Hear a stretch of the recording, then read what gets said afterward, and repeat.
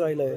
कार्यकर्ता कुठेही सत्तेमध्ये गेलेला नाही आणि त्यामुळं तो आंबेडकरी समाजातला हा कार्यकर्ता, अनेक कार्यकर्ते उद्ध्वस्त झालेले मी पाहिलेत. आता ह्याच्यापुढे ते उद्ध्वस्त होऊ नये आणि आंबेडकर चळवळ गतिमान व्हावी यासाठी हा निर्धार मेळावा आम्ही केला होता. आणि मला आशा आहे की ज्या पद्धतीनं आज रिपोलीस सेनेमध्ये हजारो कार्यकर्ते दर दिवशी जॉईन होत आहेत, त्यामुळं या चळवळीला आणि रिपोलीस सेनेला आता गती आल्याशिवाय राहणार नाही. संजय राऊतांनी आज सकाळीच विधान केलेलं आहे की खरी शिवसेना ही उद्धव ठाकरेंची आहे आणि शिंदे सेना ही गुजरात यांची आहे. त्यामुळे त्यांनी जो दसरा मेळावा आहे तो गुजरातमध्ये जाऊन घ्यावा. खरं तर सध्या आपण पाहतोय की महाराष्ट्रामध्ये ओला दुष्काळ जाहीर करावा अशा पद्धतीची परिस्थिती आहे. अशा वेळेस दसरा मेळावा घेणं कितपत योग्य आहे आणि संजय राऊतांची जी भूमिका आहे की आपला मित्रपक्ष जो आहे त्याचा दसरा मेळावा गुजरातला घेऊन जावा, हे कितपत योग्य? पण त्यांचे मेळावा कोणी कसा घ्यावा, कुठे घ्यावा, हा त्यांचा स्वतः म्हणजे त्यांचे राजकीय पक्ष त्यांनी ते ठरवावं. परंतु आजच्या ह्या परिस्थितीमध्ये कसल्याही प्रकारचं सेलिब्रेशन करू नये, कारण आज अनेक लोकांचे, खास करून आज म्हणजे मराठवाडा आणि हे सर्व म्हणजे जे काही दुष्काळी भाग होते त्याच्यामध्येच पहिल्यांदा एवढा प्रचंड पूर आलेला आहे. लोकांना न भूतो न भविष्यती अशा पद्धतीचा पूर आला आहे. अनेक कच्ची घरं वाहून गेलेली आहेत, गाई म्हशी वाहून गेलेल्या आहेत, गुरं वाहून गेलेली आहेत.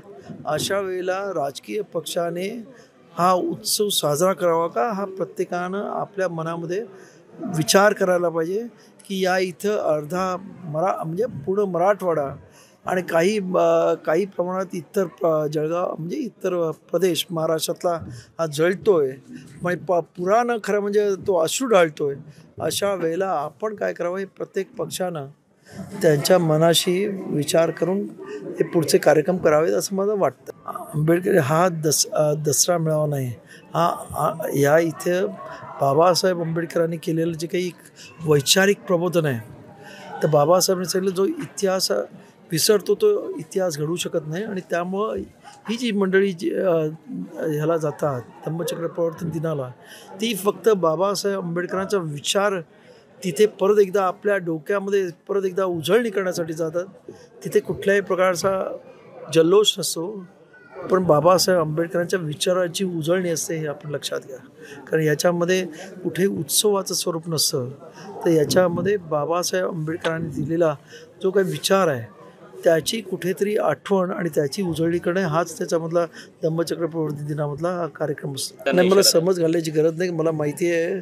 त्यांना फक्त विचारा नागपूरला तुमच्या समाजाने तुमची काय परिस्थिती केली होती आणि तुम्ही किती सक्षम आहात म्हणजे समाजाला नेतृत्व करण्यासाठी.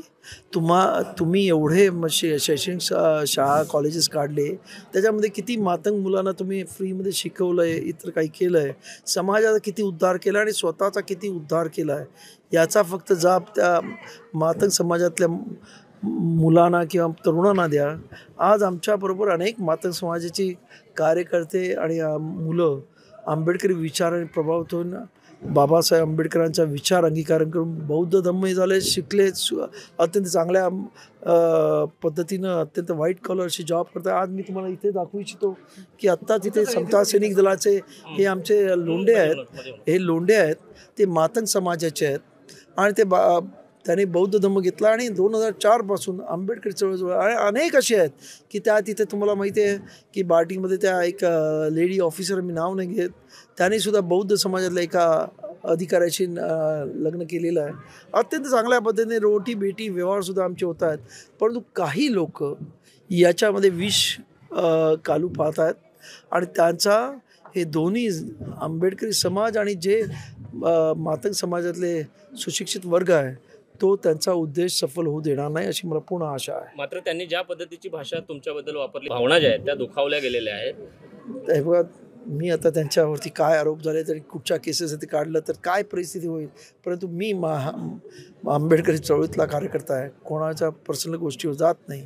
परंतु हे जे काही करतायत स्वतःच्या स्वार्थासाठी इतके वर्ष आयुष्य सत्ता भोगली, आता परत सत्तेच्या याच्यासाठी वेगळ्या पक्षात जाऊन त्यांच्या काय ते टिमकीवर नाचतायत, ते अत्यंत दुर्दैवी आहे असं मला वाटतं. या दसरा मेळाव्यामध्ये राज आणि उद्धव ठाकरे हे दोन ठाकरे बंधू एकत्र येणार अशा पद्धतीची शक्यता जी आहे ती निर्माण झालेली आहे. एकीकडे ठाकरे बंधू एकत्र येत आहेत, मात्र आंबेडकरी घराण्यातील दोन आंबेडकर बंधू कधी एकत्र येणार असाच सवाल संपूर्ण आंबेडकरी चळवळीला पडलेला आहे. त्यामुळे येत्या काळामध्ये आनंदराज आंबेडकर आणि बाळासाहेब आंबेडकर हे एकत्र येण्याची शक्यता आहे का? कारण काही दिवसापूर्वीच आंबेडकरी घराण्याचे दुसरे राजपुत्र जेव्हा आले होते त्यांना विचारण्यात आलं की येतील का, तर त्यांनी असं सांगितले कुटुंब आमचं एकच आहे, वैचारिक किंवा राजकीय भूमिका जरी वेगळ्या असल्या तरी कुटुंब म्हणून काका माझ्यासोबतच आहे. हो, प्रश्न नाही, आम्ही सर्व एकत्रच आहोत.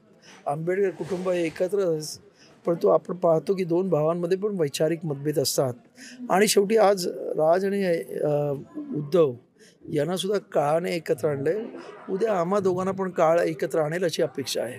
तर ओला दुष्काळ आता शेतकऱ्यांची मागणी आहे, तर सरकारने खरंच हे मान्य करावं आणि मराठवाडा आणि सोलापूरसारख्या ठिकाणी हा ओला दुष्काळ जाहीर करावा. आणि शेतकऱ्यांना आमची मागणी आहे की पर हेक्टरी 1,00,000 रुपये त्यांना अनुदान द्यावं, कारण त्यांनी दुपार पीक पेरलेलं आहे आणि ते उद्ध्वस्त झालेलं आहे. शेतकरी आज उद्ध्वस्त झालेला आहे, जो या महाराष्ट्राचा कणा आहे आणि त्याला उद्ध्वस्त होताना पाहू देऊ नये. कारण या देशामधलं सरकार जर अंबानी अडाणीची लाखो करोडोची खर्च विदाऊट पंचनामा जर त्यांची माफ करत असेल, तर जो आपल्या कष्टानं आपल्या रक्ताचं पाणी करून आपलं श्रम त्या मातीमध्ये गाडून जे सोनं उगवतो त्या शेतकऱ्याला सुद्धा योग्य पद्धतीचा न्याय मिळाला पाहिजे, ही रिपब्लिक सेनेची भूमिका आहे. तुम्ही आत्ता भाषणामध्ये बोलताना असं म्हणालात की बाबासाहेबांची जयंती ही आपलं शत्रू राष्ट्र असणाऱ्या पाकिस्तानमध्ये सुद्धा साजरी केली जाते, त्याचे काही रेफरन्सेस आहेत? आज ना माझेच भाऊजी आनंद तेलतुंबडे हे स्वतः त्या जयंतीला प्रमुख पाहुणे म्हणून गेले होते 4-5 वर्षापूर्वी, म्हणजे याच्या आपलं कोविडच्या आधी. पाकिस्तानमधलं कुठलं शहर आहे? ते कराचीमध्ये होते ही जयंती. धन्यवाद. जय भीम. थँक्यू.